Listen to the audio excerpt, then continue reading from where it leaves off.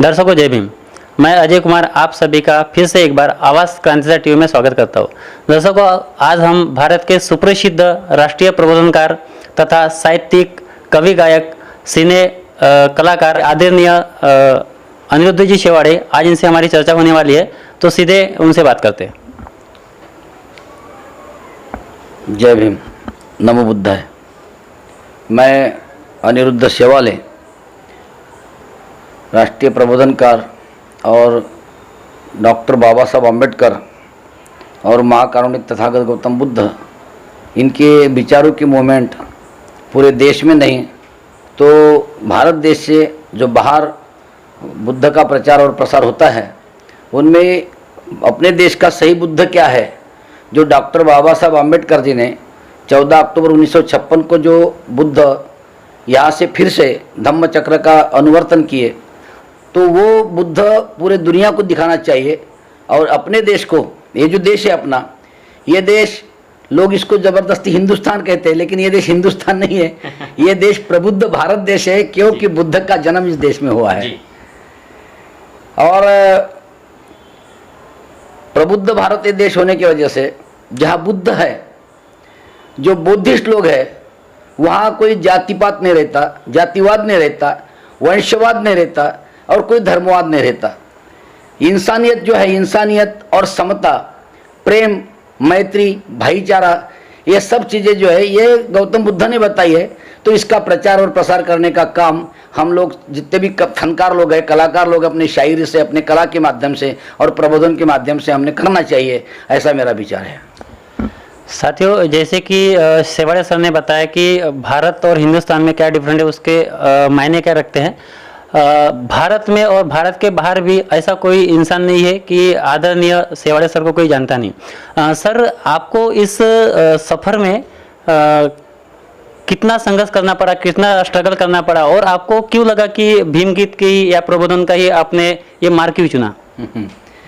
पहले तो इस देश में जो परंपरा थी ये पुरोहित शाही थी जी। और यहाँ पर मनु व्यवस्था जो थी, मनु व्यवस्था और परंपरा जो थी यहाँ की पुरोहित शाही, इसके वजह से डॉक्टर बाबा साहब अम्बेडकर के विचार, ज्योतिबा फुले के विचार, जितने पुरोगामी विचारों के संत महंत जो लोग हैं, इनके विचार लोगों में देने के लिए बहुत कठिनाई जाती है। उसका कारण एक है, क्योंकि लोगों के दिलो दिमाग में भारत के ज़मीन पर परंपरा जो पड़ी है, ये सनातनी विचारों की परंपरा, मनुवाद की परंपरा, तो ये परंपरा को डाइवर्ट करना और सही समता के विचार, बुद्ध के विचार लोगों तक पहुंचाना एक कठिन काम है। तो ये तो कठिन काम अपने को करना ही है, तो कठिनाई तो आती है। सर, आपसे हम बहुत ही प्रेरणा लेते हैं और आप हमारे इंस्पिरेशन हैं। सर, हमें बड़ी आतुरता इस बात को जानने की कि सर आपको ये संकल्पना या इंस्पिरेशन कहाँ से मिला कि आपको इसी फील्ड में काम करना चाहिए? हाँ, ये इंसानों को इंसानों से जोड़ने के लिए एक ही रास्ता है, और वो रास्ता है बुद्ध का रास्ता। तथागत महाकारुणिक भगवान गौतम बुद्ध ने जो समता बताई, समता के ही विचार लेकर डॉक्टर बाबा साहब अम्बेडकर, जो कि हमारे देश के संविधानकार है, उन्होंने जो संविधान में लिखा है पूरा बुद्ध लिखा है, बुद्ध के ही विचार संविधान में लिखे हैं। और जब तक के सम्राट अशोक इस पूरे विश्व में राज करते थे, तो सम्राट अशोक को प्रियदर्शी कहते हैं। सम्राट अशोक के जो विचार थे, ये सम्राट अशोक के विचार पूरे बुद्धिज्म थे, पूरा बुद्धिज्म उनके पास था। क्योंकि कलिंग का युद्ध होने के बाद जब उन्हें शांति महसूस नहीं हुई, जब उन्हें ऐसा लगा कि नहीं, मेरे हाथ से बहुत बड़ा गुनाह हो गया है, मैंने बहुत लोगों की जान ली है या खून की नदियाँ बह रही है, तो उनको ऐसा लगा कि नहीं, ये ज़िंदगी नहीं है, सुकून की ज़िंदगी होना चाहिए। इसलिए उन्होंने बुद्ध का मार्ग लिए, और बुद्ध का मार्ग लेने के बाद में लोकशाही जिसे कहते, प्रजातंत्र जिसे कहते, सुकून, शांति जिसे कहते, ये शांति पढ़ाई पहले इस दुनिया में। गौतम बुद्ध तो ना ईश्वर है, ना परमेश्वर है, ना परमेश्वर ईश्वर का कोई अवतार है। गौतम बुद्ध उस जमाने से अगर देखा जाए तो बहुत बड़े साइंटिस्ट है। विज्ञानवाद को मानने वाले गौतम बुद्ध वो मानस शास्त्रज्ञ हैं उस जमाने के। और सबसे पहले समता, शांति, करुणा, मैत्री, प्रेम, भाईचारा अगर किसी ने बताया तो सबसे पहले अपने भारत देश में गौतम बुद्ध ने बताई है। दर्शकों, जैसे कि आप सभी जानते हैं कि आदरणीय अनिरुद्ध जी शेवाड़े सर एक कवि गायक भी है, तो सीधी सीधी बात है कि हम लोग उनसे गाना बिल्कुल सुनना ही चाहेंगे। तो सर आज हमारे दर्शकों को आप क्या सुनना चाहेंगे? अभी देश बहुत कठिन परिस्थिति से गुजर रहा है जी तो मैं तो बुद्ध के संदेश के सिवा दूसरा कोई संदेश देता नहीं मैं, जी क्योंकि बुद्ध का एक संदेश ऐसा है कि इंसानों को इंसानों से जोड़ता है। अभी चीन के साथ में हमारे भारत के ये चिन्ह दिख रहे सब जी सीमा के लिए। हाँ तो इसके पहले भी पंडित जवाहरलाल नेहरू जब थे तो पंडित जवाहरलाल नेहरू के समय चीन का और भारत का युद्ध हुआ था। जी तो चीन भारत का जब युद्ध हुआ था तो डॉक्टर बाबा साहब अम्बेडकर जी ने ही पंडित नेहरू को बताया था कि पंडित जी आप चीन के साथ में पंचशील करार कीजिए, जिसको शांति करार कहते हैं। तो उस जमाने में जो बाबा साहब अम्बेडकर ने पंडित जवाहरलाल नेहरू को बताए थे शांति करार, पंचशील करार, तो पंचशील ये बुद्ध के करार है। पंचशील जो तत्व हैं, ये 5 शील जो है गौतम बुद्ध के, कि मैं चोरी नहीं करूंगा, मैं झूठ नहीं बोलूंगा, मैं प्राणी मात्रा की हिंसा नहीं करूंगा। सबसे पहले अहिंसा का सबसे पहले अगर किसी ने संदेश दिया है तो गौतम बुद्ध ने दिया है।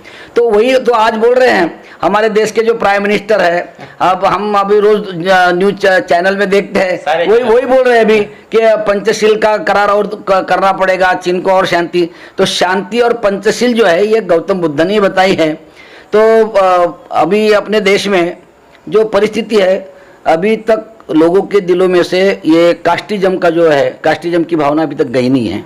और कास्टिज्म की वजह से ही हमारे देश में जो राष्ट्रनिष्ठा बोलते हैं, राष्ट्रनिष्ठा बाजू में है और हर एक लोग अपना धर्म, मजहब और जातिवाद ये पहले देखते हैं। तो सबसे पहले अगर भारत को एक निष्ठ बनाना है, एक संघ राष्ट्र अगर बनाना है, तो भारत को एक राष्ट्र, एक संघ राष्ट्र बनाने के लिए सबसे पहले हम भारतवासी है।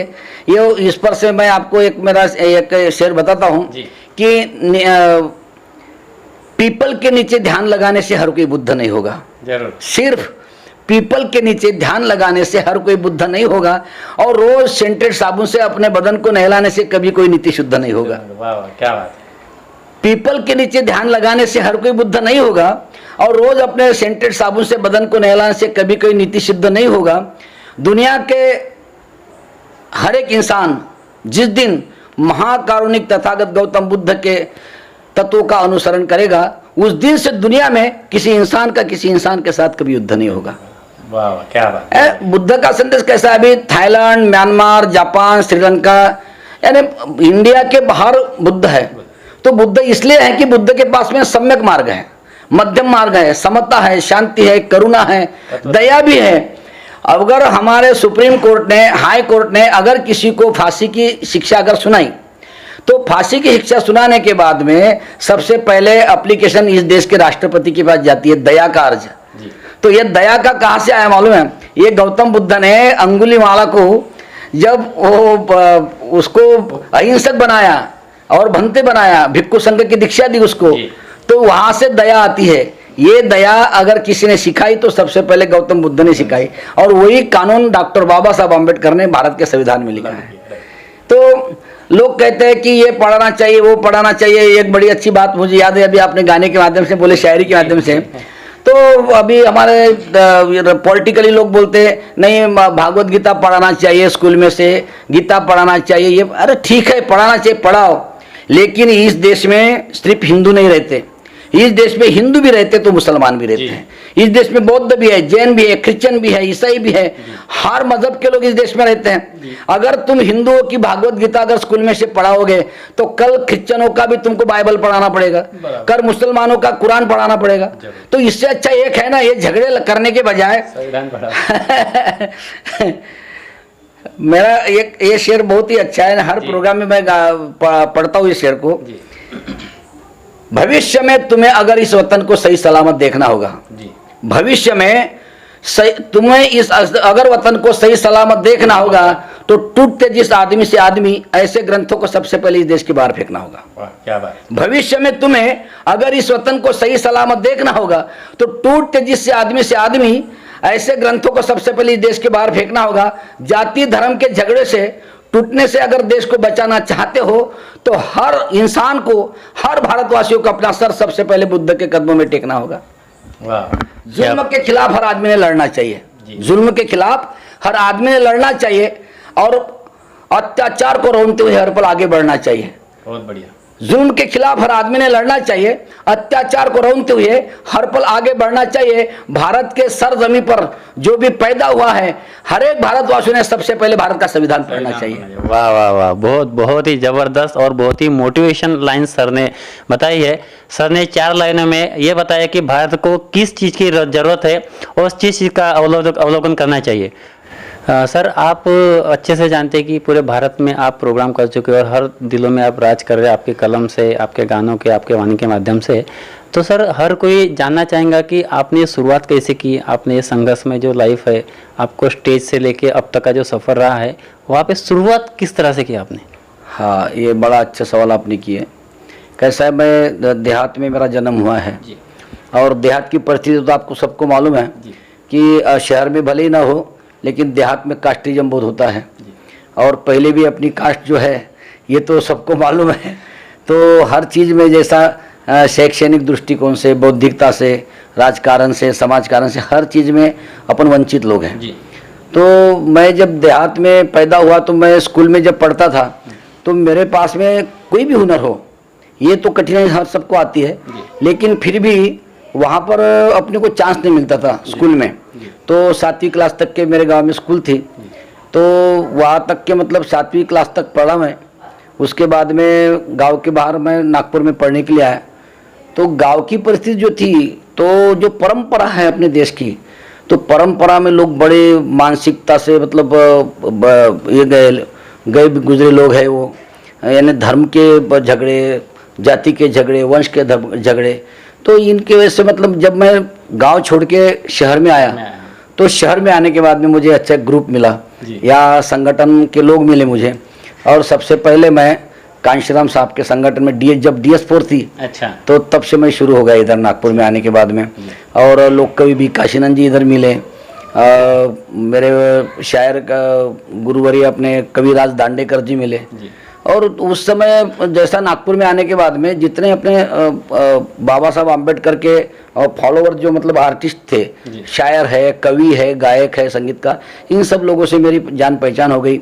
उसमें मूवमेंट के भी लोग मुझे मिले, यानी DS4 के जो लोग हुए, तो DS4 तब नई थी कांशीराम साहब की, लेकिन लोग बड़े पक्के थे, विचारों के अच्छे लोग थे। वो मिलने के बाद में मुझे बहुत अच्छा लगा कि मैं अभी कहीं ना कहीं कुछ तो भी समाज के लिए कर रहा हूँ। और कैसा है कि अपन पैदा होने के बाद में वो तो जीना तो सब लोग जीते हैं, लेकिन अगर कुछ आप करते ही नहीं, अगर समाज के लिए कुछ करते नहीं, तो आपका जीना क्या है? आदमी ने कुछ न कुछ करना चाहिए। इसलिए मैं डॉक्टर बाबा साहब आम्बेडकर के विचारों का, ज्योतिबा फुले के विचारों का, यानी मूवमेंट का विचारों का पगड़ा मेरे ऊपर बहुत था, इसलिए मैं इसमें शुरू हो गया। तो मैंने ये सोचा कि अपने पास एक हुनर है और इतना अच्छा हुनर है ये, इस हुनर के माध्यम से अपन लोगों में पहुंच सकते हैं, जो चीजें लोगों में बताने की अपन बता सकते हैं। अच्छा, एक बात है, मैं डरता नहीं हूँ सच्चाई बताने के लिए। वो तो सर सभी जानते हैं। मैं सबसे पहले, ये लोग हंसते थे मुझे, ये कवल लाइन के जो लोग हैं ना, ये हंसते थे मुझे, बोले क्या आदमी है, बोले उसने भलता गीत लिखा, बोला कौन सा, जाए भाड़ में ऐसा हिंदुस्तान। तो बोला क्या गलत है उसमें? गलत क्या है? अरे मैं जब गाना गाता था ना, मैं जाति विषमता से गरिया टूटता है इंसान, और खतरे में अगर आती होगी इस भारत की शान, तो जाए भाड़ में ऐसा हिंदुस्तान। तो कैसा है, वो जो व्यवहारिक दृष्टिकोण से जो लोग कैसेट वाले कंपनी वाले थे, एक बार तो बम्बई में मुझे वहां बुलाया कमिश्नर ने, बोले ये गलत है, बोले आपने जो बोला क्या गलत है, देखो पहले आप। तो बोले क्या है आपकी सीडी? तो बोला ये देखो। और सब दुकानदार जितने अपने नागपुर के थे सब मेरे साथ में वहां पर चैत्य भूमि पे 6 दिसंबर के लिए हम लोग गए थे। तो उसने लगा के देखे, तो वहां पहली लाइन थी, जाति विषमता से गरिया टूटता है इंसान, और खतरे में अगर आती होगी मेरे भारत की शान, तो जाए भाड़ में ऐसा हिंदुस्तान। अरे तो अच्छा है, बोले इसमें गलत क्या है? तो बोला यही तो है, फिर गलत क्या है? तो बोले देखिए, यहाँ जो सरकार है, बोले महानगर पालिका मुंबई की, ये बोले शिवसेना की है, वहाँ बोले हम लोग यहाँ संरक्षण के लिए है, बोले आप लोगों के, और इतना बड़ा मेला भरता है, बोले कुछ होना जाए, इसलिए बोले जो आपके वो जाए भाड़ में हिंदुस्तान के बोर्ड लगे हो निकाल डालो, बोले। और वो जितने भी है बोले तुम्हारे कैसेट सीडी सब दुकान में थी। मेरे इतना माल गया कि जब मैं दीक्षा भूमि पे जाता था तो राजस्थान, गुजरात, बिहार के जो भंते जी वगैरह जो आते थे ना, वो लेके जाते थे मेरा वो माल। एक लाइन आपकी सब पे भारी पड़ी थी उस टाइम पे। सर, एक मैं आपसे संवेदनशील एक सवाल करना चाहूँगा। हमने देखा है कि जो हमारे आदरणीय पूर्वज हो चुके हैं बाबू हरदास, उनके आपको भी पता है कि बहुत बड़ा उनका योगदान रहा है हमारे चरवाड़ में और जय भीम के नाम में। तो हमने उनकी समाधि जो देखी है बिल्कुल कचरे में है और वहाँ पे जो नहीं होने वाले वहाँ पे काम कर रहे हैं। तो इस बारे में आप क्या कहना चाहेंगे? हाँ, ये बड़ा अच्छा सवाल आपने किया। बाबू एल एन हरदास जो थे, इनका कार्यकाल और डॉक्टर बाबा साहब आम्बेडकर जी का कार्यकाल एक सेम है जी। तो जैसे बीड़ी मजदूरों का है और अपने समाज का पानी पीने का ही है, तो उस समय संघर्ष करते करते एल एन बाबू हरदास उभरे थे और बाबा साहब आम्बेडकर जी का उनको साथ मिला फिर, और अपने समाज में से पहले एमएलए है वो जी, जो चुन के आए थे। तो वो जो समाधि की बात जो आपने की है वो मैं देख के आया हूँ, और वो वैसे भी मैं एल एन बाबू हरदास का दामाद हूँ। तो दामाद होने की वजह से नहीं बोल रहा हूँ मैं बाबा साहब आम्बेडकर के मूवमेंट के बारे में बोल रहा हूँ कि बाबा साहब आम्बेडकर की मूवमेंट में जो लोग त्यागी लोग थे और स्वाभिमानी थे, तो ऐसे लोगों का अभी मतलब जो उनकी समाधि वहाँ पड़ी है तो जंगल में है, वो नदी के किनारे, वहाँ बहुत सारा जंगल है और जंगल में समाधि है। लेकिन ये शासन की कमजोरी है। सरकार जो होता है, ये सरकार पूरे स्टेट के लिए नहीं तो पूरे राष्ट्र के लिए होता है, पूरे देश के लिए होता है। अब इतने बड़े जय भीम के जनक अपन थाईलैंड में जाओ, तुम श्रीलंका में जाओ, तुम म्यांमार में जाओ, तुम कोई भी देश में जाओ, जहाँ बुद्ध है वह जय भीम के नाम से पहचान जाते हैं। इंडिया में आते तो उनको समझता है यार जय भीम बोले ये बुद्धिस्ट आदमी है। मैं जब थाईलैंड गया तो मैं बोलता था I am a Indian man but I am a Buddhist man, I am not Hindustani and my country is not Hindustan. मैं बोलता था ऐसा मैं। हाँ, तो वो जो मैडम थी वो रानी वहाँ की, वो हंसती थी वो मैं जो बोलता था वो गगन मलिक जो थे अपने श्री सिद्धार्थ गौतम के एक्टर, वो मेरे साथ थे उस समय। अच्छा। तो मुझे तो इंग्लिश आती नहीं थी, लेकिन जितनी आती थी उतनी मैं बोलता था। वो हंसती थी, रानी भी हंसती थी और गगन मलिक को समझा के बताते। तो मेरा कहना यह है कि जब मुझे भी बड़ा पहली बार जब मैं गया था वहाँ पर 14 जनवरी को, वहाँ बहुत बड़ा मेला भरता है एल एन बाबू हरदास का। मैं जब नदी के किनारे गया तो देखा लोग बहुत आते हैं वहाँ पर, और जो पिक्चर निकला है बोले इंडिया जय भीम, ये भी जो पिक्चर निकला है तो वो एल एन बाबू हरदास के ऊपर ही निकला और वहाँ से शुरू होता है वो, शुरू वही से होता है वो, जहाँ उनकी समाधि वही से। तो ये काम किसका है? शासन का है। अच्छा, सवाल यह है कि डॉक्टर बाबा साहब आम्बेडकर जी ने जो संकल्पना दी है कि इस देश में पॉलिटिकली पार्टी कैसी होना चाहिए, तो रिपब्लिकन पार्टी की उन्होंने जो संकल्पना दे के रखी है, तो रिपब्लिकन पार्टी का भी क्या हो गया तो ये अपने सबके सामने है। लेकिन रिपब्लिकन पार्टी के बाद में जो शासन है, तो जो महापुरुष होते हैं, जो विचारधारा चलाने वाले जो लोग होते हैं, जो कार्यकर्ता होते हैं, वो अच्छे नेता जो लोग रहते हैं, जो स्वाभिमानी कट्टर नेता रहते हैं, तो उनकी समाधि जहाँ वहाँ पड़ी है, वहाँ पर कैसे कैसे धंधे रहते वहाँ पर शुरू होते, तो वो नहीं होना चाहिए। तो समाज की तो ये जवाबदारी है, समाज ने तो ख्याल करना ही चाहिए।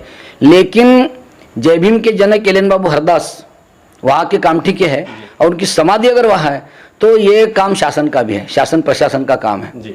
शासन प्रशासन ने इसकी तरफ ख्याल देना चाहिए। सेवाड़ा सर, हम आपसे और हमारे दर्शक आपसे ये जानना चाहेंगे कि आज हम देख रहे हैं कि भारत की जो हालात है और शासन जो व्यवस्था है वो बहुत ही बुरे तरीके से सब प्राइवेटीकरण हो रहा है और देश का जो भविष्य है वो कहाँ जा रहा है, ये हम भली भांति जानते हैं। तो इसमें आपको क्या लगता है, क्या रीजन होगा या किस चीज़ की कमी पड़ रही है या कौन कम पड़ रहा है, किस कारण से हमारा देश ही पीछे जा रहा है और क्या करने की ज़रूरत है? देखिए, पहली तो बात यह है कि जहाँ राष्ट्र है, राष्ट्र बोलने के बाद में जो राष्ट्रीयता है, राष्ट्रीयता का स्वाभिमान हर एक भारतवासियों में होना चाहिए, तो वही नहीं है। यहाँ आज अपन ये देख रहे हैं कि हर एक कोई भी चीज़ रहे, कोई भी क्षेत्र रहे, हर डिपार्टमेंट, शासन का डिपार्टमेंट, प्रशासन के लोग, ये हर एक काम में कास्ट देखते हैं। मैजिस्ट्रेट भी जब अपना फैसला सुनाता है तो कास्ट देख के फैसला सुनाता है। तो ये नहीं होना चाहिए, और ये सबसे गंदी बात है। ये तो लगा हुआ धब्बा अपने देश को, कलंक है। और डॉक्टर बाबा साहब आम्बेडकर भी बोलते थे कि कास्टिज्म का जो धब्बा, ये कलंक जो इस देश को लगा है, तो ये मिटना चाहिए। जब तक नहीं मिटेगा तो ये देश तरक्की नहीं कर पाएगा। और देश तरक्की इसलिए नहीं कर रहा, हर एक काम, अभी प्राइम मिनिस्टर ने अभी राम मंदिर का शिलान्यास किए। मुझे ये बोलना है कि ये प्राइम मिनिस्टर जो होता है, प्रधानमंत्री जो होता है, ये पूरे देश का होता है, पूरी जनता का होता है, प्रजातंत्र का प्रधानमंत्री है वो। अब तुम ये धर्म के, ये कई धर्म है ना अपने देश में, एक धर्म का धर्म के मंदिर का तुम राम का शिलान्यास करने गए तो ठीक है, तुमको इनवाइट किए गए, वहाँ पूजा अर्चना ये ते सब एंड जैसा कोई, ये धर्म तुम्हारे घर के लिए है, तुम्हारा निजी मामला है। इस देश में जहाँ राष्ट्र है, राष्ट्र पहले, बाद में तुम्हारा धर्म जो कुछ भी है। पहली बात तो ये है कि धर्म इनको समझा ही नहीं, धर्म क्या है वो, धर्म इनको समझा ही नहीं। ये धर्म यानी होता है विचारधारा, ये है पंथ, और धर्म यानी है कि तुम कोई बात धर्म की टाल ही नहीं सकते हो, तुमको करना ही पड़ता, वो है धर्म। तो ये धर्म नहीं है, ये जो लोग करते ये एक विचारधारा है, जैसे बुद्ध की विचारधारा है, यीशु ख्रिस्त की विचारधारा, मोहम्मद पैगंबर की विचारधारा है, वर्धमान महावीर की विचारधारा है। तो ऐसी विचारधारा है। तो ये देश में सबसे पहले अगर कोई काल्पनिक विचारधारा होगी जिसका कोई प्रमाण नहीं है, जिसका कोई वास्तव में वो तुम कोई पुरावा नहीं दे सकते, ऐसी जो बातें इस देश में है, उसके वजह से ये देश पीछे जा रहा है। बहुत ही संवेदनशील सर ने हमको बातें बताई और बहुत ही वैचारिक तर्कपूर्ण अपने विचार बताए कि देश में जो हालात है वो किस वजह से है और उसका मेन प्रॉब्लम और समस्या कहाँ से पैदा हो रही है। सर हम और हमारे दर्शक ये जानना चाहेंगे आपसे कि आप इसके अलावा एक गायक, कवि, साहित्यिक, सिने, नाट्य अभिनेता, इसके अलावा और भी कोई सामाजिक कार्य में रुचि रखते हो? हाँ, मैं तो राजकारण में, समाजकारण में ज़्यादा रुचि रखता हूँ। उसका कारण एक है कि राजकारण में रुचि इसलिए रखना चाहिए कि वो अपना हक है, वो अधिकार है अपना। और डॉक्टर बाबा साहब आम्बेडकर जब हयात में थे तो तभी से अगर देखा जाए तो ये एक समाज ऐसा है इस देश में जिसको एससी कहते हैं, शेड्यूल कास्ट। एससी तो सुप्रीम कोर्ट भी होता है लेकिन लोगों को बोले कि एससी का मतलब क्या होता है, तो तुम देहात में कहीं पर भी जाओ, एससी बोले तो बोलते शेड्यूल कास्ट। और अखबारों में पत्रकार लोग लिखते एससी का निर्णय, तो एससी सुप्रीम कोर्ट का निर्णय, तो हमको सुप्रीम कोर्ट कुछ बोलते ही नहीं। तो हम ऐसे लोग हैं कि पुरोहित शाही ने और ये मनुवाद ने जिन लोगों को ना तो पढ़ाई की सुविधा दिए, ना कोई तुमको राजकारण की सुविधा दिए, ना तो समाजकारण में तुमको कोई मतलब गिना उन्होंने, कहीं पर भी नहीं। तो ऐसे हर चीज़ से, जिसको बाबा साहब आम्बेडकर सारे हयात में डिप्रेस्ड क्लास बोलते थे, उन्होंने कभी इसको अछूत नहीं बोला। बाबा साहब आम्बेडकर डिप्रेस्ड क्लास बोलते थे, यानी जो अविकसित समाज है, अविकसित समाज, मानवीय समाज, जिस मानव को, जिस समाज को, जिस समूह को, जिस मानवीय समूह को कोई सुविधा नहीं मिली, ऐसा जो समाज है उसको डिप्रेस्ड क्लास बोलते थे बाबा साहब आम्बेडकर। तो कैसा है, मैं सबसे पहले आपको ये बताना चाहूँगा कि राजकारण करते समय राजकारण में किसी की जात नहीं देखना चाहिए। राष्ट्र के लिए कोई भी, अपने देश का कोई भी आदमी, अगर उसके दिमाग में देश की उन्नति की कोई अच्छी बात है तो उस आदमी का पूरे फायदा लेना चाहिए। जैसा कि पंडित जवाहरलाल नेहरू को मालूम था कि डॉक्टर बाबा साहब आम्बेडकर ब्रिटिशों के भी जमाने में वो मजदूर मंत्री रह चुके हैं, वो अर्थशास्त्री बहुत बड़े, तो पंडित जवाहरलाल नेहरू उनका फायदा लिया ना, उनको बुलाया, वो बोले मेरे साथ में आप काम करो। डॉक्टर बाबा साहब आम्बेडकर बोले इतना अच्छा मौका अगर मेरे को, मैं क्यों नहीं करूंगा, लेकिन मेरे को काम करने देना चाहिए। तो सबसे पहले डॉक्टर बाबा साहब आम्बेडकर ने एक बहुत अच्छा काम किए कि यहाँ जो पुरुष प्रधान व्यवस्था थी, पुरुष प्रधान व्यवस्था को डॉक्टर बाबा साहब आम्बेडकर ने तोड़कर यहाँ पर महिलाओं को सुविधा दिए। तो पुरुषों को जितना अधिकार है उतने अधिकार पूरे महिलाओं को देने का काम बाबा साहब आम्बेडकर ने सबसे पहले किए। और पंडित नेहरू को ये भी बोले थे कि हिंदू कोड बिल मुझे पेश करना है पार्लियामेंट में, लेकिन यहाँ के जो मनुवादी लोग थे, मनु तो कहता था कि नार, यहाँ की जो भारत की नार, ये चप्पल है, पाव की चप्पल, हाँ, वो सिर्फ चूल और मूल के लिए मतलब यह है, उपभोग की वस्तु है। तो डॉक्टर बाबा साहब आम्बेडकर ने ये बताया, तो महिलाओं को भी पुरुषों के बराबरी के अधिकार दिए। तब तो कई आज राष्ट्रपति प्रतिभा पाटिल बनी, तब तो कई प्राइम मिनिस्टर, वो पंडित जवाहरलाल नेहरू की लड़की इंदिरा गांधी प्राइम मिनिस्टर बनी अपने देश की। यानी आज जितने भी पार्लियामेंट में, संसद में, जहाँ राजकारण में जो महिलाएं बैठती है, ये डॉक्टर बाबा साहब आम्बेडकर की पुण्याई है। अभी इन्होंने 3 तलाक का जो ये किए, तो कानून ये बोलता है कि जो भी भारत में पैदा हुई जो महिला है, जो स्त्री है, अगर उसके ऊपर कोई पुरुष अगर अत्याचार करता है तो अत्याचार के खिलाफ उस महिला को अपने देश का कानून जो है, संविधान जो है, वो उसको सुरक्षा देता है, वो कोई भी महिला हो, धर्म नहीं आना चाहिए उसमें बीच में। तो अभी तो ऐसा हो रहा है कि वो नियम संविधान जो है वो क्या है, एक मराठीमध्ये माझा फार सुंदर एक शेर आहे की तुझी ज्ञान संपदा या भारतात आहे बाबा, तुझी ज्ञान संपदा या भारतात आहे, पण अस्ताव्यस्त झाली ती व्यर्थ जात आहे, बनतो जो मंत्री इथे तो करतो कायदा मनाचा, आणि बाबा तू लिहिलेली या देशाची घटना ती कपाटात आहे। वाह वाह वाह, क्या क्या बात, क्या ये लोग अभी यहाँ के कुछ लोग, हाँ बड़ा अच्छा मुद्दा आप लोगों को बताता मैं आपके चैनल के माध्यम से, अच्छा है कि लोगों तक मतलब ये विचार तो भी जाएंगे। जरूर जरूर। जो लोग भारत माता की जय बोलते हैं उनको मेरा कहना है, भारत माता की जय बोलते ना, फिर भारत माता को जय बोलने वाले तुम्हारे माँ का जो दिल है, जो आत्मा है, वो भारत का संविधान है। जी सर। माँ को जिंदा रखना चाहते हो तो तुमको संविधान जिंदा रखना चाहिए, अमल में लाना पड़ेगा। अगर तुम संविधान को जलाते हो तो तुम्हारी माँ का दिल जलाते हो, तुम्हारी माँ का आत्मा तुम काट डालते हो। अगर आत्मा ही काट डालोगे, आत्मा निकालोगे उसका, तो तुम्हारी माँ जिंदी रहेगी क्या? अगर देश को जिंदा रखना चाहते हो तुम, तो भारत का संविधान अमल में लाना चाहिए, संविधान को धोखा नहीं होना चाहिए जी। तो यही तो नहीं कर रहे लोग।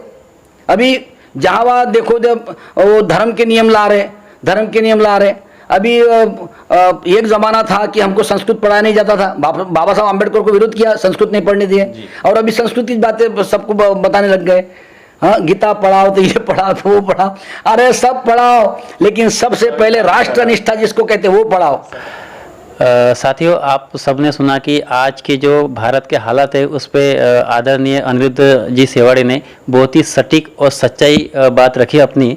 सर, हम और हमारे दर्शक जो है आपसे और एक गाने की फरमाइश करना चाहते हैं। अभी जो हालात है तो एक शेर आपको सुनाता हूँ मैं कि निकलेंगे जिस दिशा में हम राह बना लेंगे, ऐसी काबिलियत की बात करो। क्या बात। निकलेंगे जिस दिशा में हम राह बना लेंगे, ऐसे काबिलियत की बात करो, और उठाए ना कोई उंगलियां हम पर, ऐसे हैसियत की बात करो। निकलेंगे जिस दिशा में हम राह बना लेंगे, ऐसे काबिलियत की बात करो, उठाए ना कोई उंगलियां हम पर, ऐसे हैसियत की बात करो। कोई माँ का लाल हमारा दुश्मन हमारी सच्चाई झुटला ना सकेगा, ऐसी असलियत की बात करो। एक रोज सारा जमाना तुमसे जरूर मोहब्बत करेगा सेवाले साहब, बस तुम सिर्फ मोहब्बत की बात करो, बस तुम सिर्फ मोहब्बत की बात करो। वाह वाह, क्या कहने, क्या कहने, बहुत ही बढ़िया। सर, फिर भी हम आपसे एक गाना सुनना ही चाहेंगे। वो इसके पहले क्या छोटे छोटे बच्चे वगैरह क्या करते थे, वो टिकटॉक टिकटॉक पे एक गाना बड़ा अच्छा मेरा सब जिधर उधर बहुत फेमस हुआ पूरे ऑल इंडिया में। जो सुबह जो मेरे को एक फोन आए थे, सेवाले साहब बोले आपका गाना तो टिकटॉक पे, बोला कौन सा टिकटॉक पे है। जब देखा मैंने तो सुबह उगने वाला सूरज शाम को वो भी ढलता है, सुबह उगने वाला सूरज शाम को वो भी ढलता है, भारत में भीम जी का कानून 24 घंटे चलता है, भारत में भीम जी का कानून 24 घंटे चलता है। इस गीत में मैंने ये लिखा कि तुम बिल्ली चूहे कुत्ते सब पालते ना, अरे बिल्ली चूहे कुत्ते सब पालते, वो तुमको चलते, और इंसान में तुम जाति के नाम पर भेद करते, ये क्यों? तो यही हमारे देश में बहुत बड़ा मतलब नुकसानदायी है, अधोगति हमारे देश की यही है, कास्टिज्म हमारे देश की अधोगति है। मैं जब नागपुर में आया तो अच्छे लोगों से मैं मिला। मेरे एक बड़े भाई है विनायक राव जी जामगढ़े, जैसे येलेन बाबू हरदास के बारे में आपने पूछे थे, तो वो भी रिपब्लिकन के मूवमेंट में इतने स्वाभिमानी थे और इतने खुददार थे, कई लोग उनके तरफ में आए लेकिन किसी के सामने झुके नहीं हो। आज भी वो बिल्कुल तटस्थ है। और डॉक्टर भाऊ लोखंडे साहब, यशवंत मनोहर साहब, अपने विमल कीर्ति जी है, संदेश भालेकर जी है ना, अच्छे लोग मुझे मिले हैं जिन लोगों से मैं मतलब ये सब बैठता उठता उनकी बातें सुनता हूँ, और यही मैं अपने गीत के माध्यम से लोगों को बताता हूँ। तो प्रचार और प्रसार करने के लिए अपने पास एक बड़ा अच्छा साधन है, वो साधन है अपना संगीत का, प्रबोधन का। तो अपन गीत ऐसे लिखना चाहिए कि जो जिस गीतों से लोगों में प्रबोधन हो, और प्रबोधन होने के बाद में लोगों को कुछ राय मिले उससे, तो ये काम यही सोशल वर्क है, सामाजिक जो काम बोलते हैं यही सामाजिक काम है। गाना तो सब लिखते हैं, गाते भी सब है, लेकिन गाने इस तरह लिखो, इस तरह गाओ कि जो लोगों को कामयाबी के लिए उसका मतलब फायदा हो, और जिंदगी में भी कुछ उसका फायदा हो, और राष्ट्र में भी फायदा हो। तो मैंने सबसे पहले ये सोचा कि डॉक्टर बाबा साहब आम्बेडकर ये सिर्फ कोई एक कौम के, एक मजहब के नहीं है। डॉक्टर बाबा साहब आम्बेडकर आम जनता के लिए पैदा हुए। उन्होंने जो संविधान लिखे, पूरे देश का संविधान, देश में जो भी पैदा होता है सबके लिए। और डॉक्टर बाबा साहब आम्बेडकर तो इतने पढ़े, MA, PhD, DSc, LLD, DLitt, bar at law, इतने बाबा साहब आम्बेडकर पढ़े, लेकिन बाबा साहब आम्बेडकर की दोस्ती किसके साथ थी? उनके मित्र कौन थे? बड़े अच्छे विचारों के थे, संत गाडगे महाराज। संत गाडगे महाराज तो कहीं नहीं पढ़े, कहीं नहीं पढ़े, लेकिन उनके नाम का विद्यापीठ है ना जी, अमरावती में उनके नाम का विद्यापीठ है। राष्ट्र संत तुकडोजी महाराज। अब गाने बजाने में राष्ट्रीयता भी आती है। गाडगे महाराज के समान राष्ट्र संत तुकडोजी महाराज ने जब देश की आज़ादी की बात चल रही तब बोले थे, उन्होंने हाथ बनेंगे तलवार और हमारे टाड़ बनेंगे पत्थर, बोले थे ना उन्होंने। और हाथी न घेता तलवार बुद्ध राज्य करी जगह, और ये भी तुकडोजी महाराज ने बताया। तो ऐसी क्रांति होना चाहिए अपने गीत में, अपने गाने में, ये क्रांति होना चाहिए। ये जो क्रांति है, यही क्रांति समाज कार्य अपना, ये समाज कार्य अपन ने करना चाहिए। दर्शकों, अभी हमने सुने कि शेवाड़े सर के हर एक वर्ड में, हर एक लाइन में, हर एक गाने में एक अलग ही पहचान है और अलग ही प्रबोधन है, अलग ही एक हमको सीख मिलती है। सर, जैसे कि हम सभी जानते हैं कि अभी मार्च महीने से जो कोरोना महामारी की वजह से लॉकडाउन हुआ है, तो अभी हम जिस फील्ड से हो, आप जिस फील्ड से हो, कलाकारों के बहुत ही दयनीय अवस्था है, तो इस बारे में आपका कोई कदम? देखिए, हर क्षेत्र में संगठन होता है, सामाजिक संगठन होता है, कलाकारों का भी एक तरह संगठन होना चाहिए। ऐसे संगठना बहुत है कलाकारों की, बहुत संस्थाएं भी है, लेकिन जहाँ तक कि आज मेरी उम्र रनिंग है 60, तो आज तक के सब लोगों से मैं मिलता है, सब लोगों के साथ मिलजुल के रहा, मैं लोगों को जोड़ने का काम किया मैंने। लेकिन कलाकारों की कोई संगठन शक्ति थी, मजबूत नहीं थी, जबरदस्त नहीं थी कि जो आवाज़ उठाए या तो कलाकार के लिए कुछ किए। तो फिर मैंने ये सोचा अपने दिमाग में मेरी बात कि जितने भी लोग अपने साथ मिले हुए हैं, कोई तो भी अपना इस तरह संगठन होना चाहिए कि जिसका फायदा कलाकारों को भी मिले। तो मैंने प्रतिभावंत प्रबोधनकार कला साहित्य संघ एक स्थापन किया, और मुख्यमंत्री जी को जब अभी दिसंबर में उनका पहला अधिवेशन हुआ नागपुर में ही, तो नागपुर के अधिवेशन में भी मैंने मोर्चा से निकाला, सब कलाकार आए, पूरे विदर्भ के कलाकार आए, कुछ महाराष्ट्र की भी, मतलब बम्बई के वगैरह कलाकार आए थे। उसमें हमने निवेदन भी दिए कलाकारों के बारे में, क्या होना चाहिए। ये आपने बहुत अच्छा सवाल किए, क्योंकि ये फील्ड है अपना जी, तो कैसा है, कलाकारों को बचाओगे तो कला बचेगी, और कला बचेगी तो देश बचेगा। क्योंकि दिन निकले बराबर लता मंगेशकर के गाने लोग सुनते हैं, आशा भोसले के सुनते हैं, बड़े बड़े फनकारों के, सुरेश वाडकर जी को सुनते हैं। तो वैसे जितने पिक्चरों के गाने रोज रिकॉर्ड होते उतने गाने बाबा साहब आम्बेडकर के रिकॉर्ड होते हैं, उनके साथ साथ बुद्ध के गाने रिकॉर्ड होते हैं। ये पुरोगामी मूवमेंट जो है फुले शाह आम्बेडकर जी की, ये भी गीत उतने रिकॉर्ड होते रहते हैं। इस रिकॉर्ड के माध्यम से अपन समाज के सामने जाते हैं, तो हमको कलाकारों को जिंदा रखना चाहिए। अभी कोरोना आया, तो देखो ये जो कोरोना की महामारी आई, तो इसके लिए अपन क्या जो नियम है वो तो पालना है अपने को, और जैसे मास्क लगाना है, कहीं मतलब ज़्यादा डिस्टेंस रखना है, ये तो करना, ये बराबर है। लेकिन अभी इनके अधिवेशन शुरू हो गए, राजकीय पॉलिटिकली प्रोग्राम शुरू हो गए, तुम्हारे होटल चालू हो गए, तुम्हारे सब धंधे चालू हो गए ना, और कलाकारों के धंधे चालू नहीं है, तो कलाकार कैसा जिएगा फिर? तो कलाकारों को जिलाना अगर है तो कलाकारों के पेट की तरफ देखना चाहिए, उसके परिवार की तरफ देखना चाहिए। अपने कई कलाकार ऐसे अभी जो बेचारे तबला बजाते हैं, जो हारमोनियम बजाते, जो बैंजो बजाते, जो क्लैरिनेट बजाते, जो भी वाद्य बजाते, जो वादक लोग हैं, उनकी तो इतनी आफत हो गई। तो फिर भी हमने क्या किया कि जिनकी परिस्थिति अच्छी थी, आर्थिक परिस्थिति, तो अभी अपन सब लोगों ने क्या किया कि 60-65 लोगों को नागपुर में उनको किट दिए, सब दिए, उसमें ऑयल दिए, साबुन से लेकर तो सब चीज़ें, यानी खाने से लेकर सब चीज़ें उनको दी अपन ने। इतनी अपन ने मदद की है, शासन ने हमको कोई मदद दिए नहीं। तो हमने अभी ऐसा सोचा अभी कि ये लॉकडाउन खत्म होने के बाद में एक अधिवेशन लेने का नागपुर में। तो प्रतिभावंत प्रबोधनकार कला साहित्य संघ का एक उद्देश्य ऐसा है कि हमारे कलाकार भी सक्षम बने। जैसे जिस तरह पत्रकार भवन होता है, कलाकारों का एक भवन होना चाहिए। जैसे बाहर गांव से कोई कलाकार हमारे नागपुर में आए तो इतने पैसे कहाँ से देंगे, वो लॉज का बहुत बड़ा भाड़ा देना पड़ता, कहाँ से देंगे। तो हमारा एक आधा कोई ऐसा वसतिगृह होना चाहिए, हमारे कलाकारों का एक आधा कला मंच होना चाहिए, जहाँ से मतलब वो कला भवन रहे, तो वहाँ पर रात भर वो मुक्काम करें, 1-2 दिन रहे वहाँ पर, कम पैसे में। तो ऐसा बनना चाहिए। हमारा साहित्य क्षेत्र का एक भवन होना चाहिए नागपुर में। तो ऐसे मेरी मतलब कलाकारों के लिए जो जो सुविधा देना है वो अगर रही तो कलाकारों के लिए एक सहारा हो जाएगा। तो ये मेरी कल्पना। दूसरी एक बात बड़ी अच्छी बताता हूँ आपको मैं कि जो स्टेट गवर्नमेंट का जो मानधन है, जो पेंशन है वृद्ध कलावंत का, वो 50 साल के बाद मिलता है। 50 साल तक कौन जीता और कौन मरता। तो हमने उसमें ये भी बोले मुख्यमंत्री जी को कि हमारा जब देवेंद्र फडणवीस जब थे तब भी मैंने लेटर दिया था उनको। अच्छा। और अभी ये उद्धव ठाकरे आए तो तब भी लेटर दिया मैंने। मैं करते रहता कुछ ना कुछ। तो उनको ये बोला मैंने, पालक मंत्री अपने नितिन राउत इनको भी बताया मैंने, अपने ये है सुनील केदार साहब उनको भी दिया मैंने, और अपने गृह मंत्री जो अनिल देशमुख। तो ये सब जब मेरी मिसेस सभापति थी कलमेश्वर की तब से सब लोग मेरे साथ जुड़े हैं। तो मैं तो जाता हूँ उनको बताते रहता हूँ। मेरा कहना यह है कि 50 साल के बजाय हमको 45 साल में मानधन मिलना चाहिए स्टेट गवर्नमेंट का। और स्टेट गवर्नमेंट पर एक अन्याय इतना हुआ कलाकारों पर कि महाराष्ट्र राज्य के कलाकारों को केंद्र का पेंशन नहीं मिलता था, वो अभी भी लागू किए उन्होंने। अच्छा। तो वो उसकी भी वयो मर्यादा 60 है। तो मैंने ये बोला उनको कि 60, अरे 50 में कोई आदमी जीता या मरता तो बता नहीं सकते, तो 60 तक कब रहेगा वो।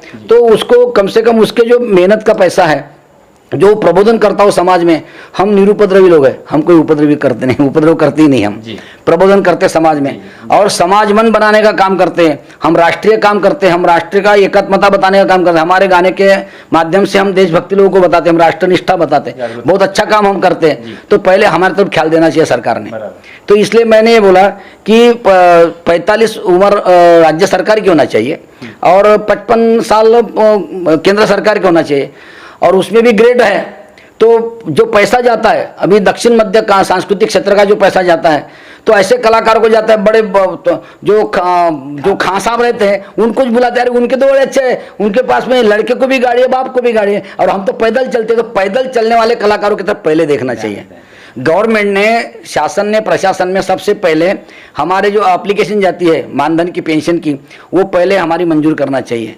और ग्रेड छोड़ दो, ग्रेड का कोई काम नहीं है। ये ग्रेड ब्रिगेड भी, अब आकाशवाणी में शास्त्रीय संगीत वाले बैठते हैं तो वो तो पैसा कमाते हैं, वो तो बड़े घर के लोग रहते हैं। उनको देखे क्या करते तुम? जो लोग समाज प्रबोधन करते, समाज में जाते, गांव खेड़े में जाते, गांव गली में जाते, अपने गाने के माध्यम से, अपने कला के माध्यम से पेश होकर लोगों में प्रबोधन करते, तो ऐसे लोगों के पहले तुम पेंशन देना चाहिए, मंजूर करना चाहिए। ये पहले काम करना चाहिए।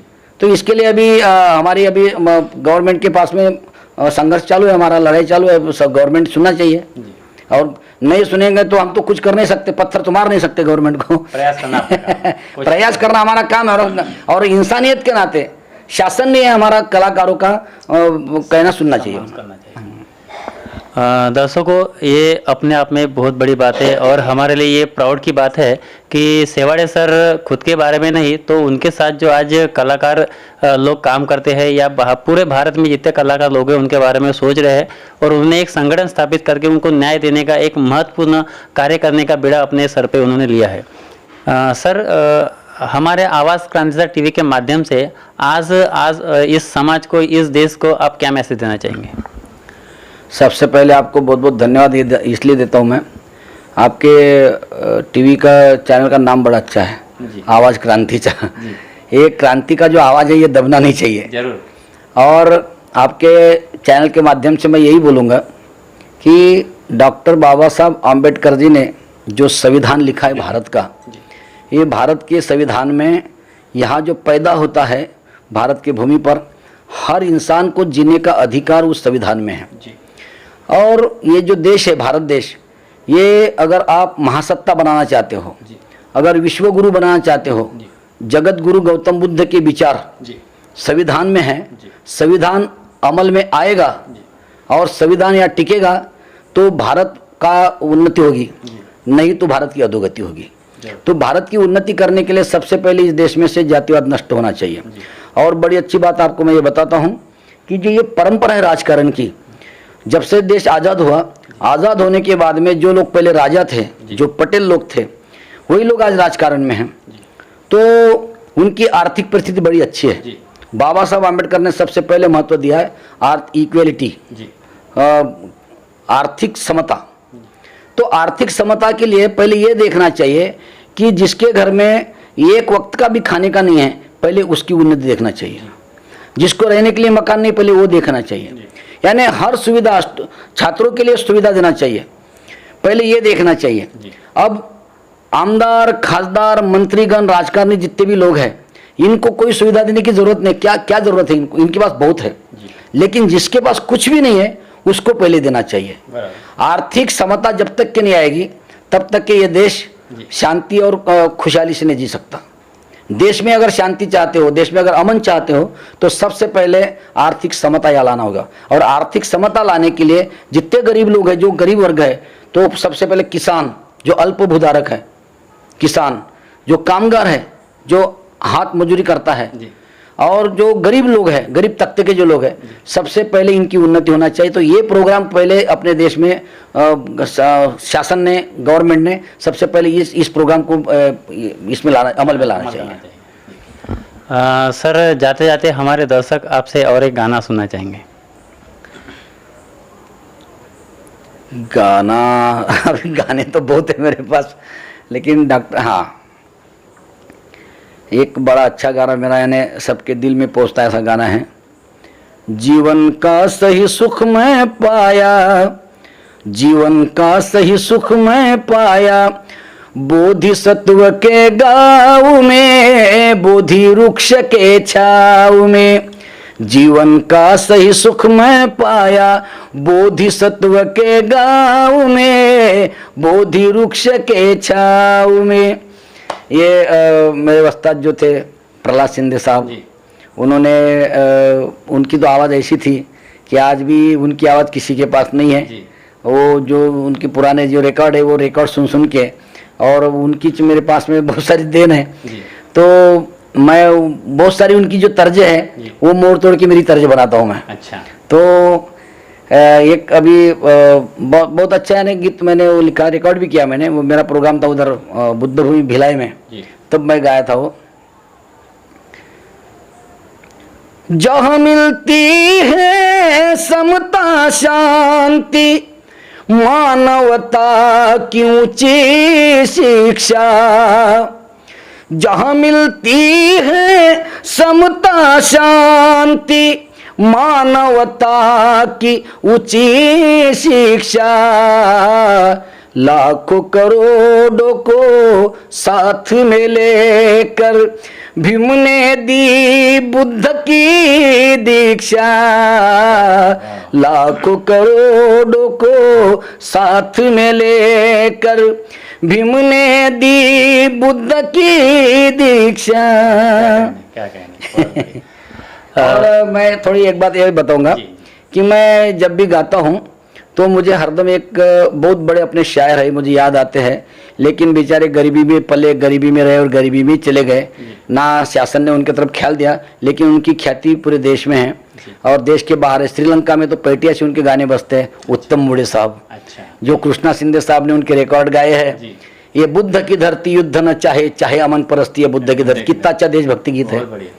ये बुद्ध की धरती युद्ध न चाहे, चाहे अमन परस्ती, ये बुद्ध की धरती बुद्धं शरणं गच्छामि, धम्मं शरणं गच्छामि,